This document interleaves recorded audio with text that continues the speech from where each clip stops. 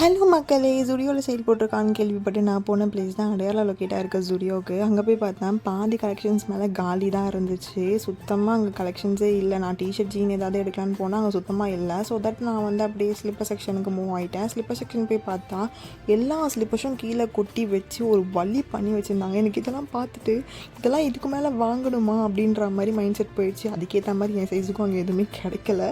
So that நான் அங்கேருந்து அப்படியே மூவ் ஆகிட்டேன். அப்புறம் 499 இந்த மாதிரி மேக்ஸி ட்ரெஸ்லாம் போட்டுருந்தாங்க. எனக்கு ரொம்ப பிடிச்சிருந்துச்சு பார்க்க. பட் ஆனால் என் சைஸ்க்கு தான் செட் ஆகலை. எதுவுமே எல்லாமே ஒன்று குட்டியாக இருக்குது, இல்லைனா பெருசாக இருக்குது. என் சைஸ்க்கு எதுவுமே செட் ஆகாதனால நான் மேக்ஸி ட்ரெஸ் பக்கம் போகல.